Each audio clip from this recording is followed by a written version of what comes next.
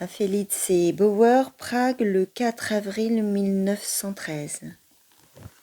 À côté de chez nous habite depuis 1 ou 2 mois un écrivain tchèque. Il est instituteur et écrit des romans érotiques. Du moins son dernier livre porte-t-il ce sous-titre et sur la page de couverture est représentée une dame qui jongle avec des cœurs en feu. Le titre du livre, je crois, est du reste « Cœur embrasé ». Je ne sais pas, à vrai dire, pour quelle raison je me représentais cet homme qui ne m'importe en aucune façon comme un petit filou noiro. Il est vrai que dernièrement, j'ai entendu un écrivain tchèque faire une remarque sur notre voisin qui, au moins, n'allait pas à l'encontre de ce que j'imaginais. Il disait notamment que, bien sûr, les romans érotiques ne pouvaient être qu'un peu ridicules quand ils sont écrits sèchement par un instituteur, sans expérience du monde, tapi dans un petit coin de terre. Et voilà que je viens justement pour la première fois de le rencontrer dans l'ascenseur. Quel homme magnifique et enviable!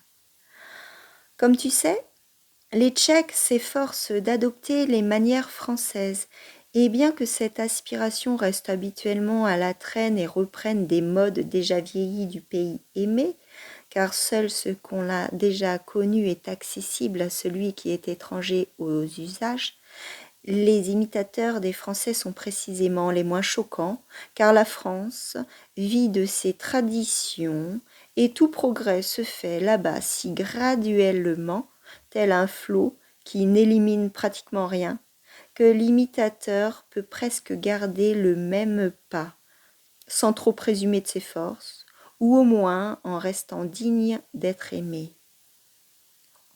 Et cet homme a ainsi une savoureuse petite barbe pointue à la française, et un chapeau mou trouvé à Montmartre, et un par-dessus volant sur son bras, et de jolis gestes aimables, des yeux brillants.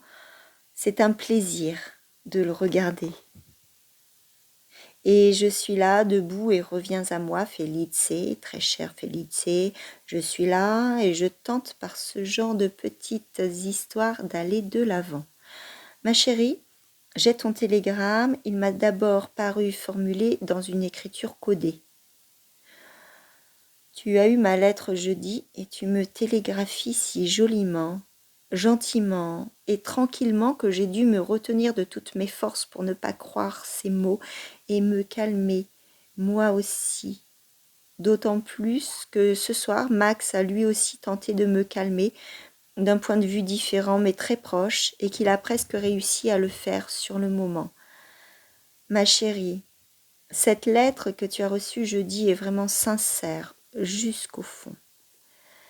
Je suis à présent dans un tel émoi que je pourrais moi-même en douter et qu'elle me paraît suspecte comme une plaisanterie. Mais non, ma chérie, elle est vraie, ma chérie, elle ne contient pas d'images, mais des faits. C'est ainsi, très précisément ainsi. Et par-dessus tout cela, j'oublie de te souhaiter du bonheur pour ton nouvel appartement. Franz.